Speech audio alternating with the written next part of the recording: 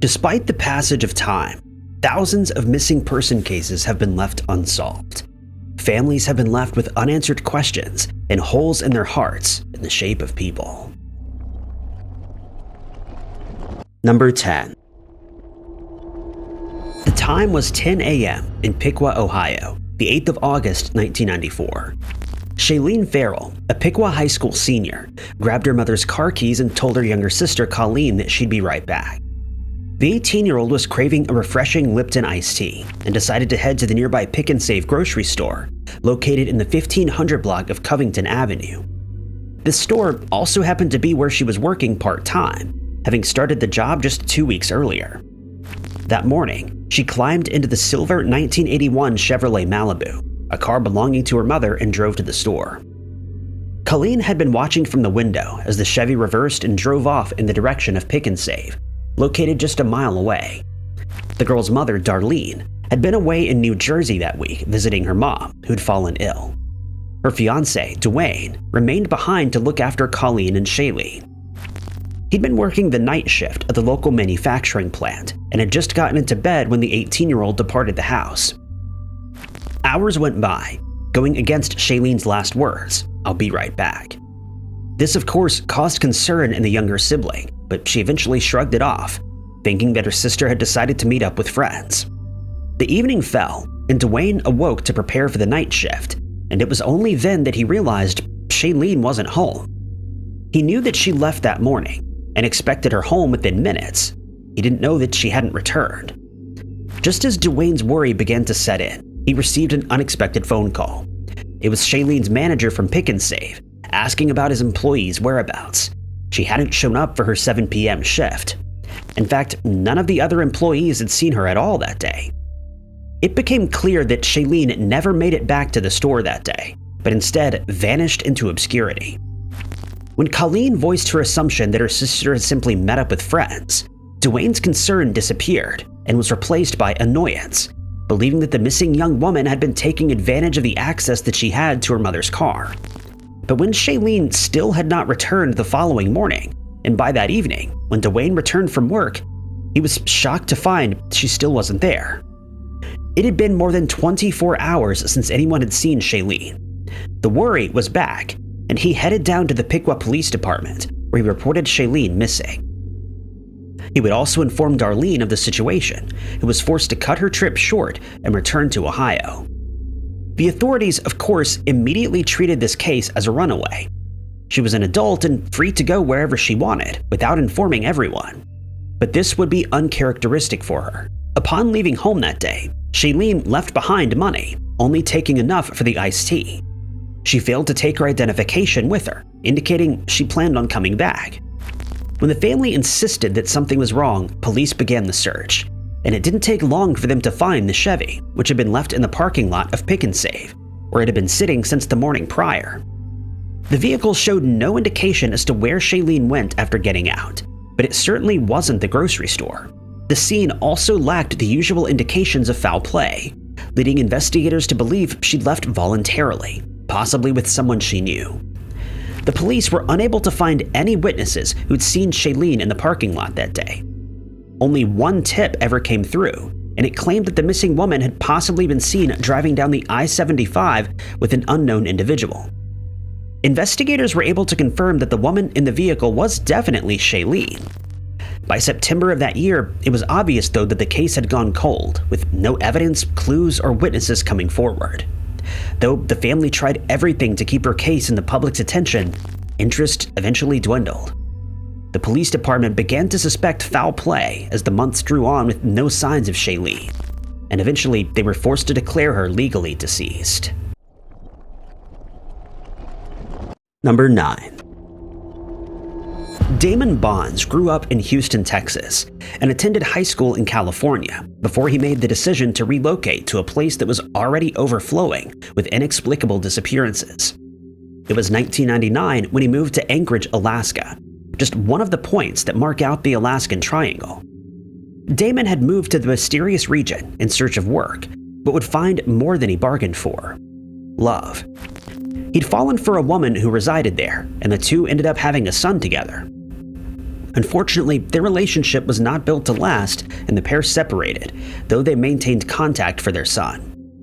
At first, life in Alaska seemed to be going relatively well, and according to those who knew him, he was happy.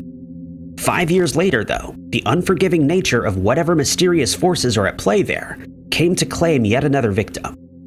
It was April of 2004 when a black and gray Ford F-250 pickup truck was found abandoned in the parking lot of DeLong Lake, located off of Jewel Lake Road. A cell phone was left on the front seat, and most disturbingly, a dog had been left behind too. It was soon realized that this vehicle belonged to Damon Bonds, who would never have left his beloved lab behind. Nor would he have left without any warning. The vehicle showed no indications of where the man was planning to go. It had no evidence to suggest foul play, and it was almost as if he'd simply dissipated right there, the only witness being his trusty dog, who he never went anywhere without. The 31-year-old had last been seen several days earlier on the 27th of March. He'd been at the home of his ex-partner with the mother-in-law of his now infant son, with whom he was in a custody dispute. She claimed that Damon left around 8 p.m. that night, only to disappear into oblivion. Once he was officially reported missing, the search was on, and police began checking all airlines for flight activity that he may have taken. But Damon never took a flight out of Anchorage, or at least if he did, it wasn't registered under his name. Family members maintained that he would have never just left, and leaving the truck where he did seemed to be inconsistent with the flight story. If Damon did leave Anchorage, he didn't do so willingly. The family would soon start making regular trips to Alaska in search of their beloved relative, hoping to keep his case in the public eye for as long as they could. They began raising money to fund their search efforts, but financing the trips back and forth eventually became too much of a financial burden to them, and they were forced to make fewer visits. Eventually, the case went cold as police waited for new information to surface. No tips or leads would come through in the years to follow, and his case remains unsolved. Number 8. Between 1978 and 2002, there was an American homicidal maniac on the loose who became the prime suspect in the Bear Brook homicides that took place in New Hampshire. He went by many aliases, leading him to be nicknamed the Chameleon Slayer, but his name was Terry Rasmussen, and eventually he was caught and convicted of 1 count of homicide. He was also linked to at least 5 other crimes that were spread across the United States. One possible crime he was connected to was that of the disappearance of Denise Bowden, who was his girlfriend. It was the 26th of November, 1981, when Denise was last seen. She and Rasmussen, who she knew as Bob, were attending the Thanksgiving dinner hosted by her family in Goffstown, New Hampshire. The pair left the residence and supposedly went home to the 900 block of Hayward Street in Manchester, New Hampshire, where they were living with Denise's young daughter, Dawn. No one knew it then, but that would be the last time anyone would see the 23-year-old. A few days would go by before the family headed to Manchester to visit their daughter. When they arrived there, on the 1st of December, they found that no one was home. Initially, they believed that the pair had left of their own accord due to alleged financial issues they'd been having. But years would follow without the Bowden family ever seeing their daughter again. Between 1984 and 1986, Rasmussen's whereabouts were tracked to Los Alamitos in Cypress, California, this time assuming the name Kurt Kimball. He had a 5-year-old girl with him, who he referred to as Lisa. He claimed that the girl was his and that the mother was deceased. It wasn't known at the time if this was Dawn, and if the mother he was referring to was Denise. Each time he mentioned the unidentified mother, he would give a different account of her passing. Once Rasmussen's identity was exposed, he was connected to a series of crimes, and a woman would come forward claiming that she had babysat Lisa, as well as another young girl whom Rasmussen also claimed to be the father of, and was raising the two alone. He later abandoned Lisa and dropped out of sight in the summer of 1985. It wasn't until 2016 that DNA would finally confirm that the abandoned child was actually Dawn, the daughter of Denise. Strangely, the now adult Dawn has no recollection of her mother at all. Authorities suggested that Denise may have been one of the unfortunate victims of the chameleon, but they're unable to confirm this. The woman would also only be officially listed as a missing person in 2016 and was said to have vanished under suspicious circumstances. The hunt for answers in this case continues, as it has for the past 43 years. Number 7. Anthony Maderas was born in July of 1973 in Idaho, where he was raised.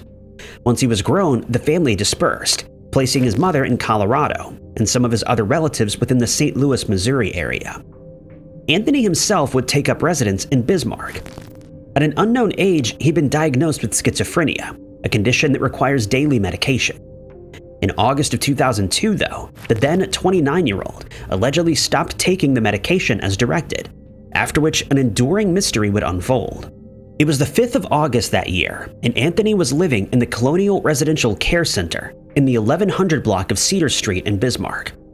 He was there to ensure that he would take his medication as prescribed, but something prompted him to change his methods, according to reports.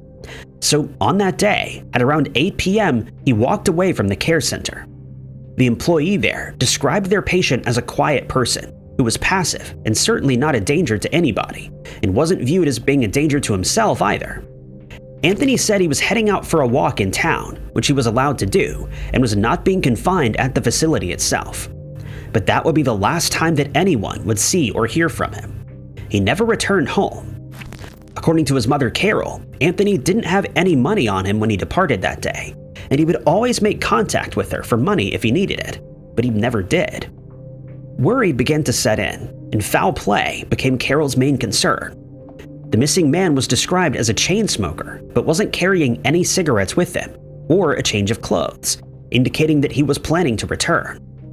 Despite their desperate searches and appeals for information, the Bismarck police have received only a few tips in the case. None of these tips ever amounted to clues that would pinpoint Anthony's whereabouts. A few years would go by with the case seemingly being forgotten until 2007. It was that year that the police received an unexpected tip. Someone had allegedly seen Anthony in Alaska, but when they followed up with the lead, they were met with another dead end.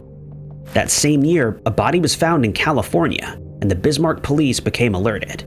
But when DNA technology confirmed that the John Doe was not Anthony, they were back to square one. It's been several years since, and no more suggested sightings or tips have come up, leaving the case cold and unsolved. Number 6. As mysterious and inexplicable as some disappearances are, there's a significant number of them whose unsolvability can be attributed to poor police investigations. According to the parents of Yunhi, this was exactly the case when it came to their daughter's disappearance. It was 2006 when the 29-year-old was already a 4th grader at the Joanbook National University's Veterinary College. Lee was on the path to fulfill her dream of becoming a veterinarian. Unfortunately, that dream would abruptly shatter that year. On the 5th of June, Lee, some of her colleagues, and a few of the professors headed to a local party.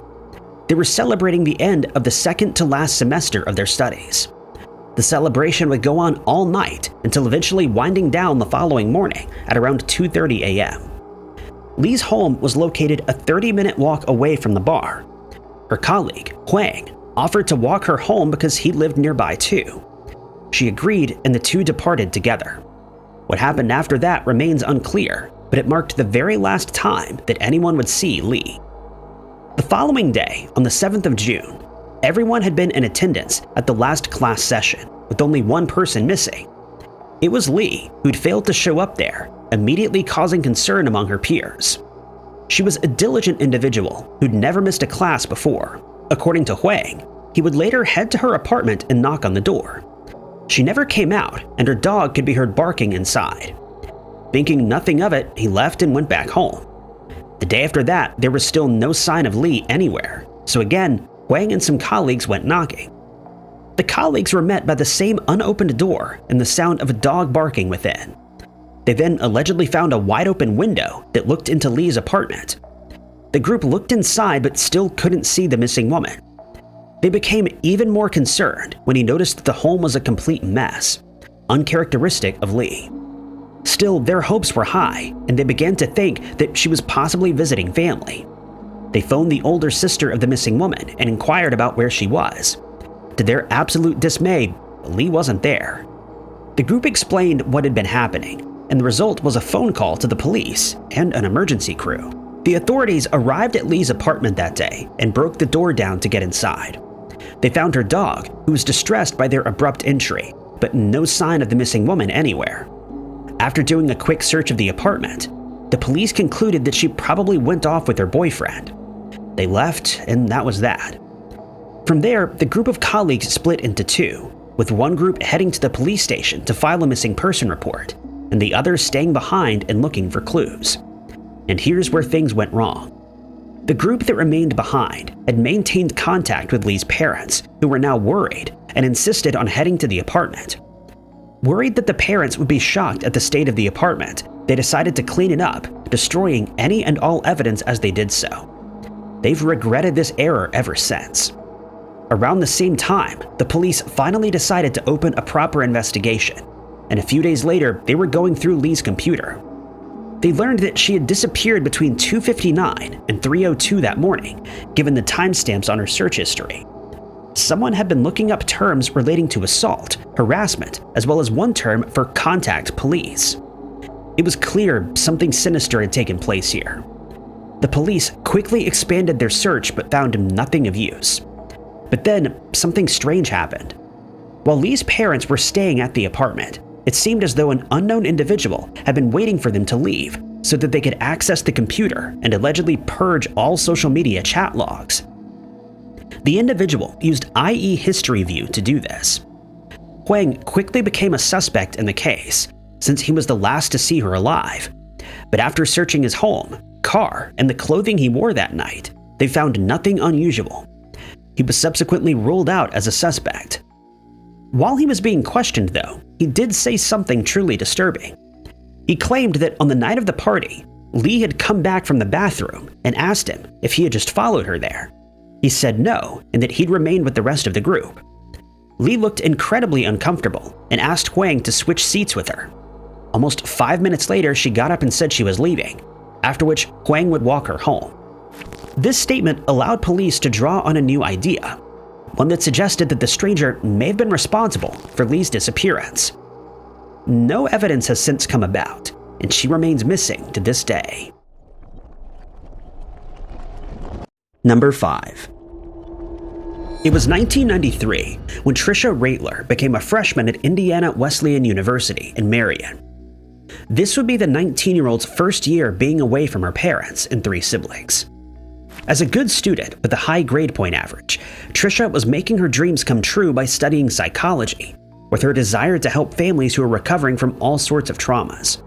But as with the case of Lee Yunhi, Trisha's dreams wouldn't manifest because on the 29th of March, she would mysteriously disappear. That evening, while working on a term paper, she decided she was in need of a break. Around 8 p.m., Trisha left the campus grounds and headed to Marsh Supermarket, which was half a mile away from the university. She arrived at the store safe and sound, bought a soda and a magazine, and began her journey back to the Bowman Hall dormitory. Unfortunately, Trisha would never arrive there. Just a few hours later, her parents, Donna and Jerry, would receive a phone call. They knew that something was wrong. On the other end of the phone was a detective who needed to inform them that their daughter had not arrived back at the dorm and she was missing. They were of course frightened initially at the news, but had hoped that the police would find her in no time. But when Trisha's jeans, shirt, and shoes, all stained with vital fluid, were found in a field, centered between the supermarket and the university, that hope dwindled. The items were found in proximity to the Center Elementary School, and a massive search was launched. Most bizarrely, combing the field would yield no other clues that Trisha was even there. When investigators began looking into who was in the area at the time, they discovered that 7 people had been playing basketball nearby. They were never identified, but police believed that they may have seen something. None of them would come forward. Many hours would be spent on this case, hoping to uncover just one critical clue that would lead to its solution and finally answer the question of what happened to Trisha. But no solid answers would present themselves. Police believed that she was a victim of foul play and was taken against her will. Information regarding this ongoing case can be directed to the Grant County Crime Stoppers at 765-622-TIPS. Number 4. Leon Monser was described as quite the complicated man. Though he was described as unfaithful and violent towards his wife, he was also revealed as a well-liked member of the community. His friends often had kind things to say about him, but the 29-year-old's rowdy reputation also spoke for itself. It was alleged that he was known to become quick to anger when under the influence, and was said to have been involved in several bar fights, one of which would take place just a few days short of his abrupt disappearance. It took place in Tin Pan Alley, where mobsters were aplenty. Leon was living in the city of Bel Air in Belmont County, Ohio, tucked away in the bend of the Ohio River. Here, he was working for Herman Strauss, a junk recycling business. He'd expressed an interest in starting his own business and had purchased a tow truck in 1982 to prepare for this. That year, though, things were looking rough for Leon. He was experiencing a failed marriage and was in the process of finalizing his divorce from his wife, Irene. He was also working full-time and trying to start his own business. Additionally, Leon had to juggle the new world of co-parenting with Irene, with whom he was no longer in a relationship. On top of all this, he was also young and had much growing up to do, and was submerged in the dangerous bad habit of alcoholism.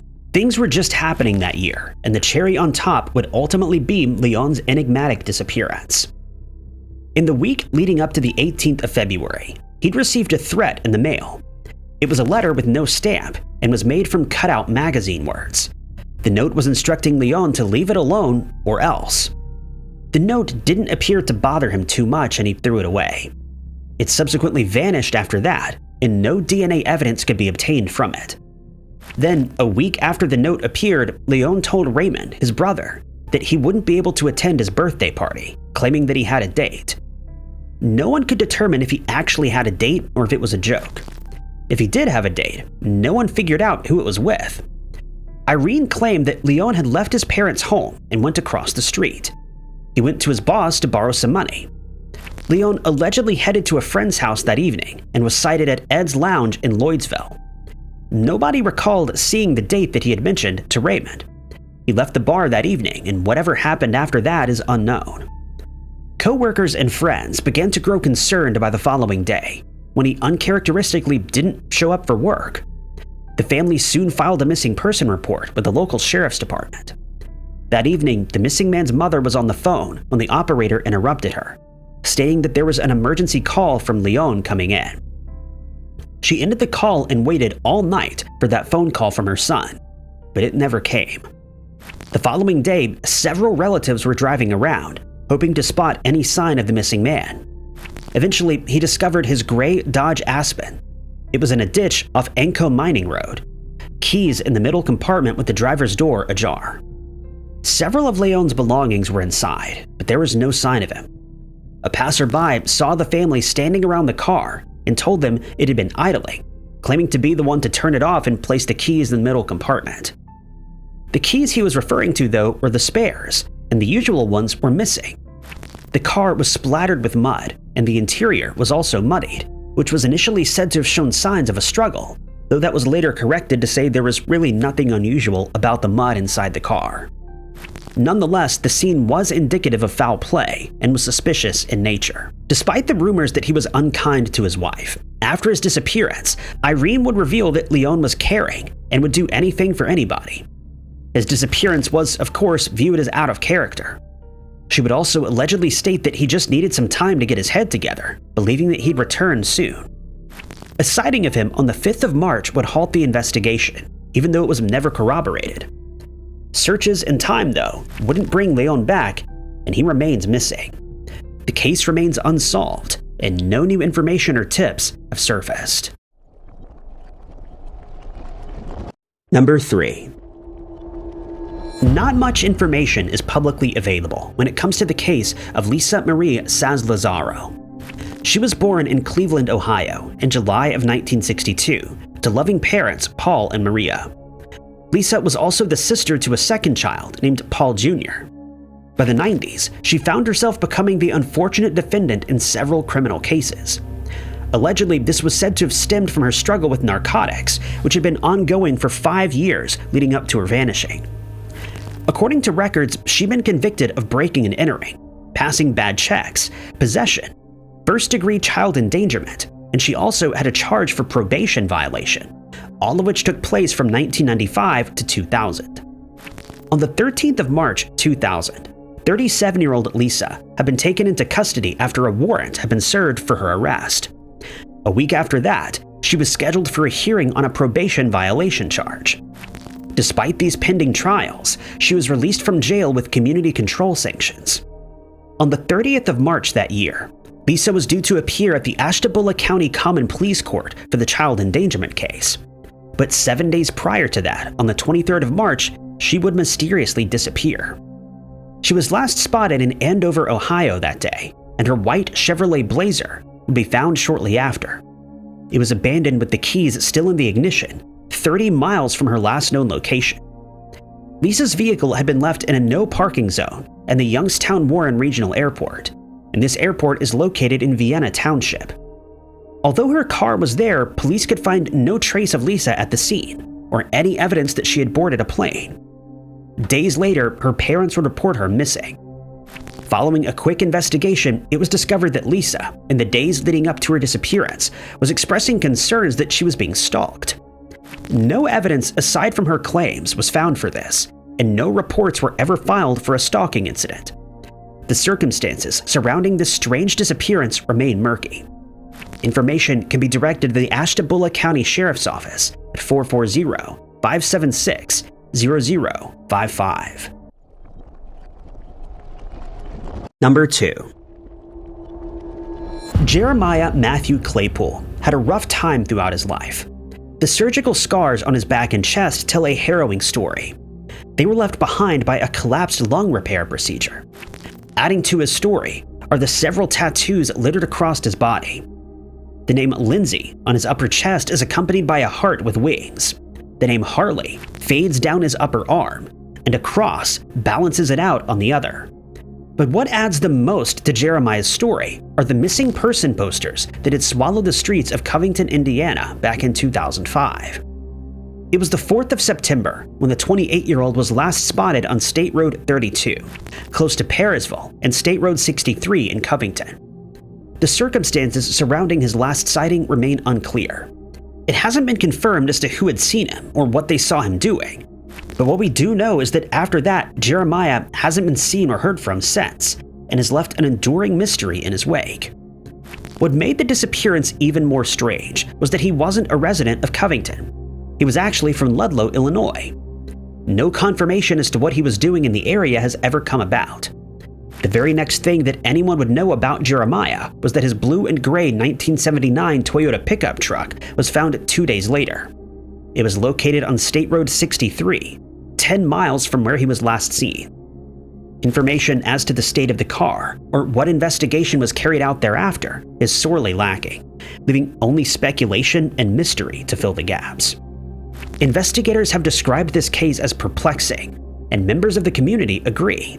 He was there one moment and gone the next, leaving a void for his family and friends. Information can be directed to the Fountain County Sheriff's Department at 765-793-3545. Number 1. Where is Tanya grown? This is the question that the city of Maastricht has been wondering since 1993. Tanya was born on the 23rd of June, 1973, and had a regular upbringing.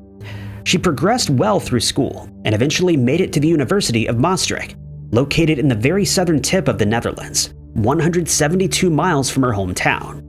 By this time, she was 18 and a first-year student of health sciences. Tanya's home was much too far away, and she would end up looking for accommodation in Gronsveld, which was much closer. The proximity allowed her to make use of public transport on her bicycle.